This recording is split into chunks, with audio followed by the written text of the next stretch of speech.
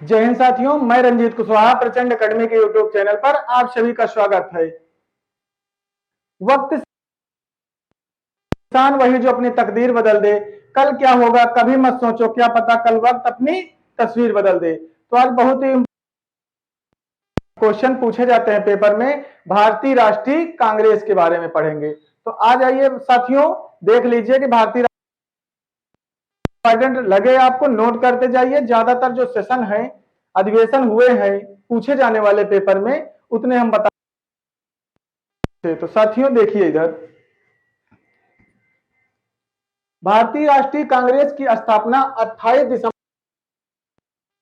ए O Hume ने, इनका पूरा नाम है एलन ऑक्टेवियन ह्यूम, स्कॉटलैंड के हैं।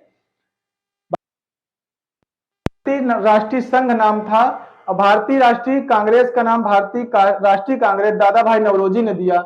भारत 28 दिसंबर 1885 में ए ओ ह्यूम ने, एलन ऑक्टेवियन ह्यूम स्कॉटलैंड के हैं, के गोकुलदास तेजपाल संस्कृत विद्यालय में हुआ। और भारतीय राष्ट्रीय कांग्रेस के समय में, भारतीय राष्ट्रीय कांग्रेस के समय लॉर्ड डफरिन रहे, लॉर्ड डफरिन। इसका नामकरण जो दिया दादा भाई नवरोजी ने, इंडियन नेशनल यूनियन यानी संघ। अब आगे देखिएगा इसमें साथियों, फिरोज शाह मेहता, लॉर्ड डफरिन को देख लो। लॉर्ड डफरिन ने कहा कांग्रेस जनता के उस अल्पसंख्यक, यानी कि डफरिन ने कहा कांग्रेस जनता के उस अल्पसंख्यक वर्ग का प्रतिनिधित्व सूक्ष्म है यानी कम है। फिरोज शाह मेहता ने कहा कांग्रेस की आवाज जनता की आवाज नहीं है। फिरोज शाह देश की आवाज जनता की आवाज नहीं है साथियों। बाल गंगाधर तिलक ने क्या कहा साथियों, यदि वर्ष में तरह कर रहे हैं तो हमें कुछ नहीं मिलेगा। बाल गंगाधर तिलक जो गरम दल के लीडर रहे। जिन्ना, मोहम्मद जिन्ना की फांसीवादी कांग्रेस, जिन्ना ने क्या कहा, सवर्ण हिंदुओं की फांसीवादी कांग्रेस ने कहा कांग्रेस की मृत्यु क्षय रोग से होने वाली है, यानी इसकी मृत्यु क्षय रोग से होगी। प्रथम महिला को संबोधित किया तो वो थी कादम्बिनी गांगुली जी। कादम्बिनी गांगुली जो थी वो कांग्रेस के अधिवेशन को इंपॉर्टेंट देख लेंगे कहां कहां पर कौन कौन से सेशन हुए। पहले तो ये पार्टी बनी 1885 में। 1885 में मुंबई में कांग्रेस का सेशन हुआ, 1885 में मुंबई में। इसके चंद बनर्जी 72 मात्र 72 प्रतिनिधियों ने भाग लिया। उसके अगले साल फिर कांग्रेस का सेशन बैठा में हुआ, अलग अलग शहरों में किए। कलकत्ता में दादा भाई नवरोजी पारसी धर्म के थे। उसके बाद मद्रास में अध्यक्षता किए किसने, बदरुद्दीन तैयब जी, प्रथम मुस्लिम अध्यक्ष। पूछा जाए में कौन थे अध्यक्ष, बदरुद्दीन तैयब जी प्रथम मुस्लिम अध्यक्ष थे। उसके बाद 1888 में इलाहाबाद अध्यक्ष रहे, प्रथम अंग्रेज अध्यक्ष हुए, प्रथम अंग्रेज अध्यक्ष। उसके बाद अगला देखेंगे 1896 का, इसमें रहीमतुल्ला सयानी ने अध्यक्षता की। किसने की, रहीमतुल्ला सयानी। वंदे मातरम गाया गया, सफलाम सुजलाम भाषा में जो लिखा गया ना, तो वंदे मातरम पूछा जाएगा पेपर में कि वंदे मातरम कब गाया गया, तो 1896 कलकत्ता अधिवेशन में। उसके अगले जो सेशन हुए तो काफी जो इंपॉर्टेंट है वही हम बता। बनारस में हुआ, गोपाल कृष्ण गोखले ने अध्यक्षता की। उसके बाद बंगाल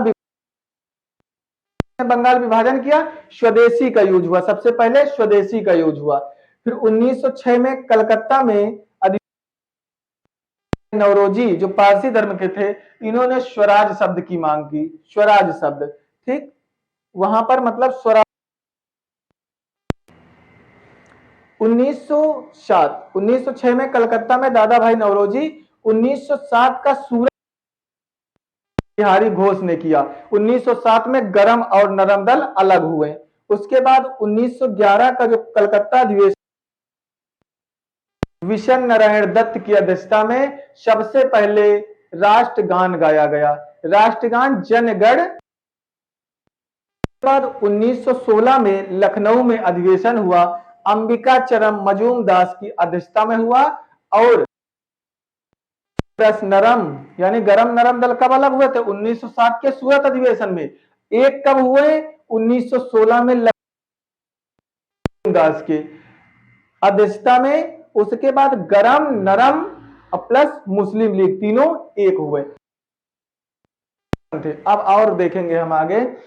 1917 का कलकत्ता अधिवेशन में एनी बेसेंट ने अध्यक्षता।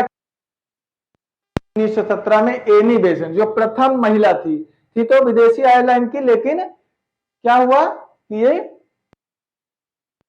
महिला अध्यक्ष हुई। उसके बाद 1923 का दिल्ली अधिवेशन हुआ, जिसमें अबुल कलाम आजाद सबसे इसका विशेष अधिवेशन बैठाया गया था। विशेष अधिवेशन 1923 में दिल्ली में सबसे आजाद जी थे।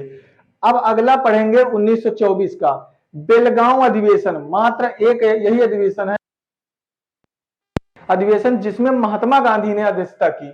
उसके बाद 1925 का कानपुर अधिवेशन में सरोजिनी नायडू, जो कि प्रथम भारतीय महिला थी। प्रथम भारतीय महिला, ये प्रथम महिला थी 1917 में। 1925 में कानपुर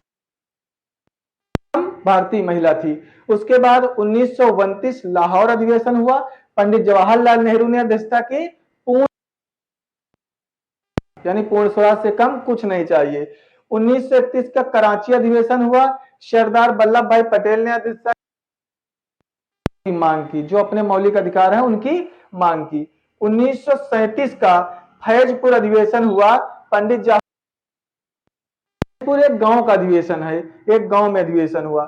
1938 का हरिपुरा हुआ है, जो कि सुभाष चंद्र बोस ने अध्यक्षता की। ठीक, हरिपुरा की अध्यक्षता किसने की? सुभाष चंद्र बोस। 1939 का जो त्रिपुरी तो आया, लेकिन सुभाष चंद्र बोस जब चुनाव लड़ते हैं तो चुनाव जीत जाते हैं। पट्टाभी सीतारामैया की हार होती, सीट को छोड़ देते हैं, क्योंकि कार्यकारिणी में से 14 में से 12 मेंबर इस्तीफा दे देते हैं। तो सुभाष चंद्र बोस और उसके बाद 1 मई 1939 को फॉरवर्ड ब्लॉक की स्थापना करते हैं। तो 1939 को जो त्रिपुरी अधिवेशन हुआ, तो डॉक्टर राजेंद्र प्रसाद ये अध्यक्ष चुने गए थे, सुभाष चंद्र बोस, लेकिन जब पट्टाभी सीतारामैया को हार हो जाती है, राज हो जाते हैं, इस वजह से सुभाष चंद्र बोस अपनी जीती हुई सीट को वापस कर देते हैं। 1940 का जो कांग्रेस हुआ, 1940 का कांग्रेस अधिवेशन साथियों कहां हुआ? रामगढ़। तो रामगढ़ हुआ, मौलाना अबुल कलाम आजाद जी ने आजाद ने किया। 1946 का जो अधिवेशन हुआ वो मेरठ में हुआ, जेपी कृपलानी जी ने किया। आजादी के समय में कांग्रेस सेशन की अध्यक्षता किसने की? तो किसने की? जेपी कृपलानी जी ने। उसके अगले साल 1947 में भारत आजाद। 50 का नासिक में अधिवेशन हुआ, पुरुषोत्तम दास टंडन जी ने किया। यह 57 नंबर का अधिवेशन था। सारी चीजें जान लिए हैं, जो इसमें इंपॉर्टेंट है वो चीजें नोट भी कर लेना। और उसके बाद अब इससे पढ़ने के पढ़ोगे तब जरूर समझ में आएगा, क्योंकि कहते हैं मन के हारे हार है, मन के जीते जीत। अगर आपने सोच लिया कि वैकेंसी में कहां सिलेक्शन होगा, तो कभी नहीं होगा। लेकिन अगर सोच लिए कि आज वैकेंसी कितनी भी हो, उसमें एक वैकेंसी मेरे होगा, आज नहीं तो कल सिलेक्शन आपका जरूर होगा। और उसमें क्या है कि आपको लगातार प्रयास करना, को कंटिन्यूटी जारी रखना है साथियों, तभी कुछ हो पाएगा। बिना कुछ कर्म के कुछ ऐसा संभव नहीं। जिनके सपनों में जान होती है, पंखों से कुछ नहीं होता है, हौसलों से उड़ान होता है। तो अगर हम पढ़ेंगे तभी किसी। उसके बाद होता है, देखो, अच्छे के साथ अच्छा बने पर बुरे के साथ बुरा नहीं। कोई आप का है, आप किसी का बुरा ना करें, ये धर्म हमारा है। तो साथियों, हम कहीं पर भी रहें, नौकरी में रहें, लेकिन हमें इंसान अच्छा बनकर रहना। एक अच्छा अधिकारी बनने से पहले हम एक अच्छा इंसान बने। किसी भी पास तभी आता है जब वो परेशान होता है, तो उसके उम्मीद को मत तोड़िए, क्योंकि वो अगर आपसे काम की इच्छा की संभव मदद को करने की कोशिश करे, क्योंकि दुआएं, यादें, अच्छे कर्म, अच्छा व्यवहार ही आपके साथ जाते, आपके साथ कुछ नहीं जाना है। क्योंकि मरने के बाद सबके लिए वही जल, वही मिट्टी, वही सबको नसीब होती है, अमीर गरीब। हम जात पात में उलझे रहते हैं, लेकिन कभी सोचा है कि जब ब्लड डोनेट चढ़ाया जाता है तो उसमें क्या देखते हैं आप कि किस कास्ट का ब्लड हमारे ऊपर चढ़ रहा है, ये कास्ट का ब्लड है, ये इस जाति का लिखा। तो साथियों, हम जात पात में ना उलझें, क्योंकि राजनीतिक मुद्दा लोगों को बेवकूफ बनाना ही है।